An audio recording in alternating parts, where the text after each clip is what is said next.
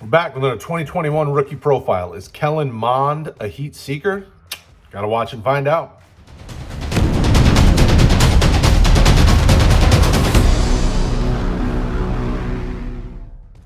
It's Brad from RotoHeat&RookieDraftGuide.com. Welcome back to the channel.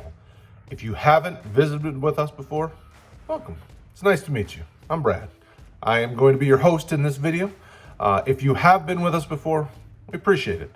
If you could hit that like button, that'd be super. If you could get us up to 100 likes, that'd be even better.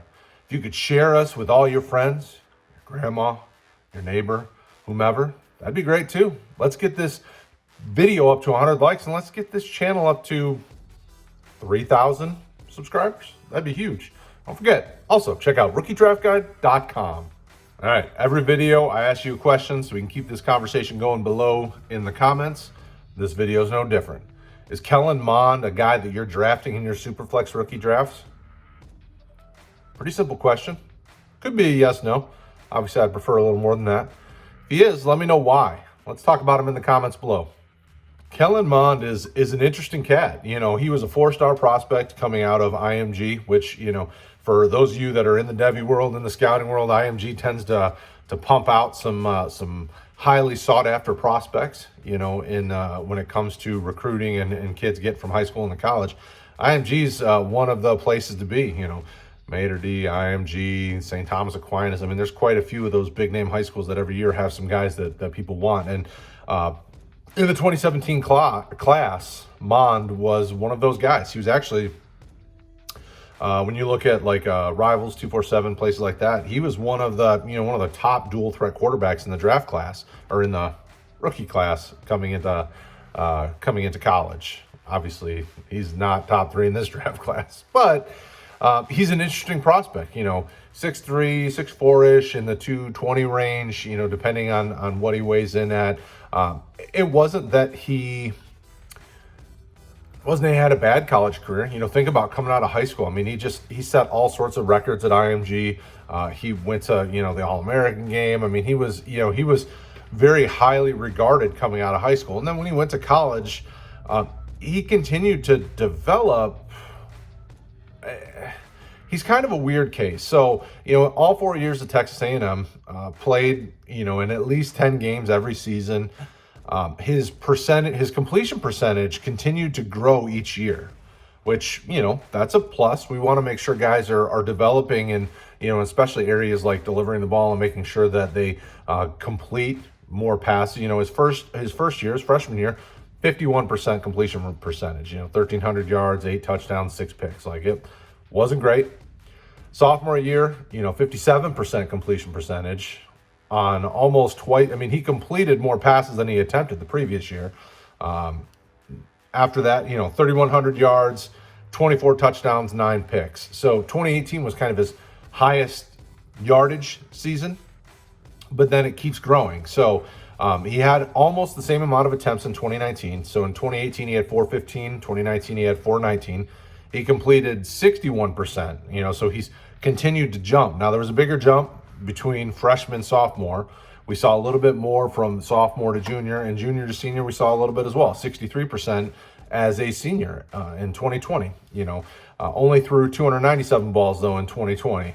2,282 yards, 19 touchdowns, 3 picks. You know, you continue to see improvement, which is what we want. You know, when we think about guys that are coming into the next level, coming into the NFL, you want guys that you saw a clear development and growth throughout their time in college. So we saw a kid, highly touted, came out, continued to improve, develop, maybe didn't get national championships, you know, and things like that, like some of the folks would have hoped, because he was highly regarded. But we saw a kid that continued to develop, has the physical skill set you want in a quarterback this day and age. You know, he probably comes into the NFL as more of a developmental guy, but at least we saw a kid that continues to work and improve and grow. And I think that really bodes well as we move on to pro prospects. All right, the question in hand. You're up later in your Superflex rookie draft, maybe you're deep in your 1 QB rookie draft, maybe even in the free agency part of your draft, where you can pick up guys willy-nilly. Is Mond a guy that you're going to stash? and take a chance on? That was my question. That's what I want to talk about in the comments. Where are you going with him? When I looked at our evaluators, they really do think Mond is kind of the next guy after your big five guys, your top three, obviously. Then you have Mac Jones. You've got, and even that, you've got Mac Jones, Kyle Trask, and Mond are kind of. Mac Jones is expected to step in and be an early starter. Kyle Trask could develop. Mond is kind of the next guy after that, where he could develop as well. This is more like 6, potentially, depending on how you feel about some of those guys. Mond is an interesting cat because he has a very nice athletic profile. We definitely see the value and the rushing ability that he could bring to a team at the next level. And when you're looking at fantasy and the style the NFL is nowadays, rushing is king for the quarterback. You can really add some great value.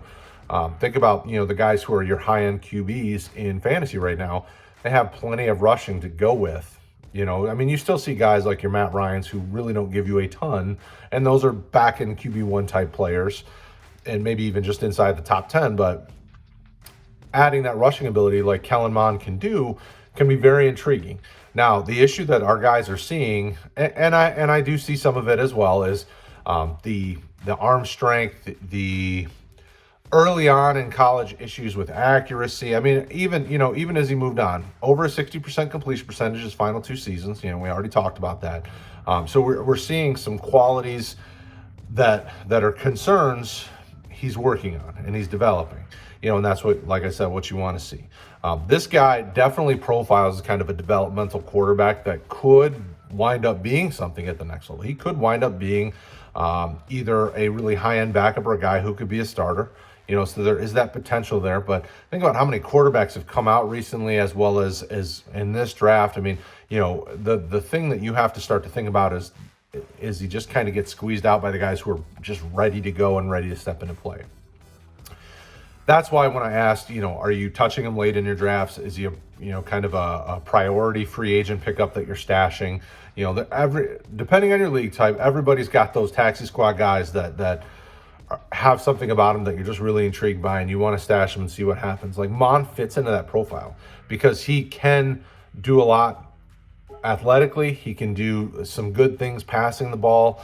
He can make most of the throws. Like when you look at his film in college, think about Florida, North Carolina.